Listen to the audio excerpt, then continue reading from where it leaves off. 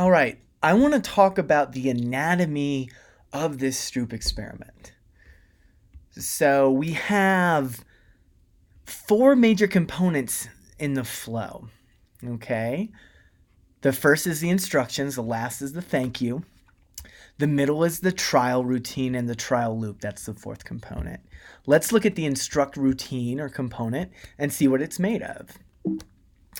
It has a text component, which is the instructions itself. You can see them right here, left for red, down for green, right for blue. No big deal.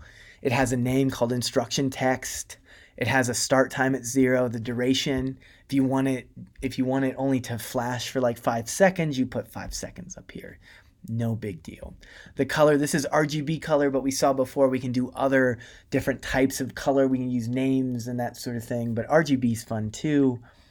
You have the text being Arial, you have the letter height being 0.1, you have the position that's in the center of the screen. You can play around with those if you want, but you don't have to. And the text is right there. So it's just flashing this text on the screen for starting at 0 seconds and lasting for a while. This is a keyboard component, and this records keys. This one doesn't really do anything. It doesn't store anything. It stores nothing. It allows any key. So if you remember, it said press any key to continue. So this just moves the experiment on. This allows the participant to say, hey, I've read this. I'm good to go. The thanks, if you notice here, and this is my bad, I should have said press escape in the last video, but this one just repeats the thanks message forever until you hit the escape button. If you don't hit the escape button, you're stuck in the experiment for a while. So that one's easy too. It's just a text, same thing, right? Same thing as before, no big deal. So now where the genius is happening, where the fun stuff is happening is in the loop. So a loop, if you're not aware, it just means it's a thing that happens over and over and over and over again. And the thing is this routine called trial, okay? So the trial itself is presenting a word that has a variable, and literally I mean variable. This is a variable in that it varies across trials. And it's a variable because it has the money sign in front of it. So money sign letter color is a variable, and money sign text is a variable. They're both set to every repeat. This is important. If you don't do this, you will get an error message, but it should be done it is done in the demo for sure. But the same stuff as before. We're used to the text box, but it's this new thing of these variables in there, okay? And then we have a response key, allowed responses. So the response key starts at half a second as well. Like the text starts at half a second. The response key starts at half a second. The duration is forever, which is fine. Allowed keys are left, down, and right. If you want to add up, you have to put a comma and up in there. After that, it's going to store the last key, store correct. I clicked that on accident. And the correct answer is another variable called correct answer. So, in this key response, it's looking for the correct answer. This really isn't important for getting it to run. It's important for data analysis. So what's really important with the key press is that left, down, and right are allowed, and that it's saving the data. We're not going to look at the data today. That's fine. No big deal. Because the first step to being a good scientist is to be able to create your measures. We'll worry about measuring them later. So that's your routine, your trial routine. And then you're like, okay, what is going on here? What's my trials loop?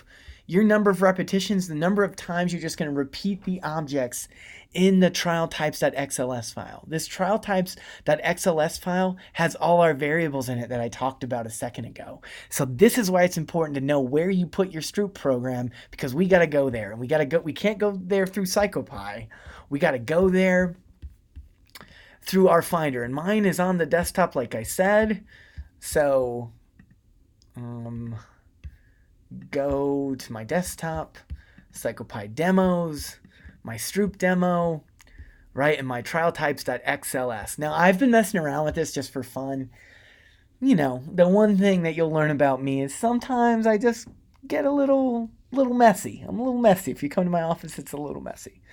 But essentially, you can see all your variables here. Text is the text that's going to show on the screen, because That's exactly what the variable is. It's money sign text, money sign letter color, money sign correct answer. There's no money sign congruent.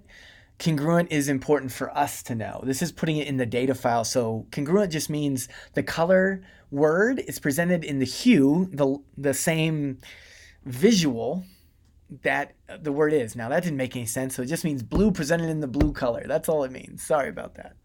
One is congruent, blue and blue, green and green, green and green, purple and purple, those sort of things. Okay?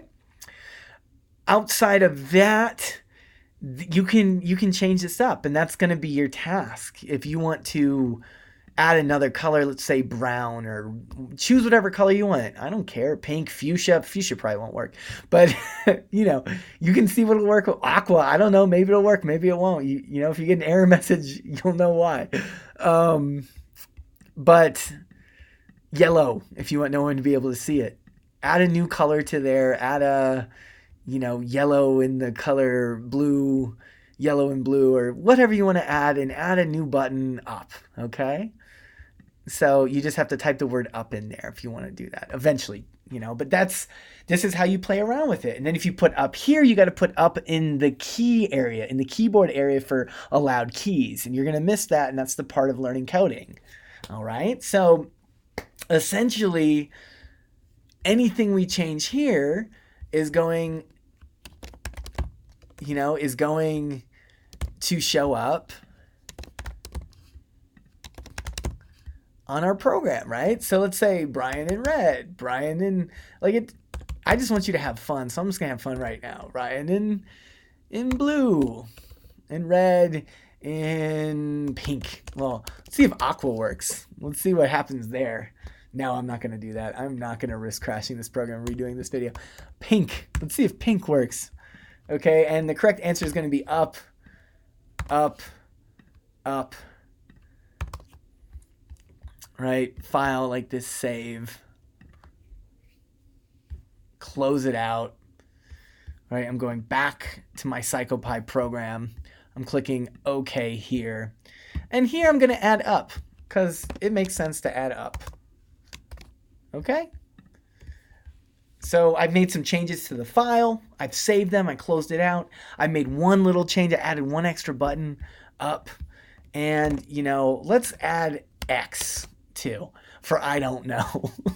So X is just going to mean I don't know for me. But you can add things. It's super fun. So right now I'm just like, okay, let's test this out. I'm looking for Brian to show up on the screen. I'm looking to be able to use my up button, and I'm looking to be able to use my X button. So press any key to continue, right? Up button works. X button works. Up button works again. X button works again. There's my name. There's my name. And that's the end of the experiment. So you can see how we can play around with that a little bit and that sort of stuff. So yeah, that works, and that should be all you need to know to do the next two tasks on the handout sheet and get bonus credit.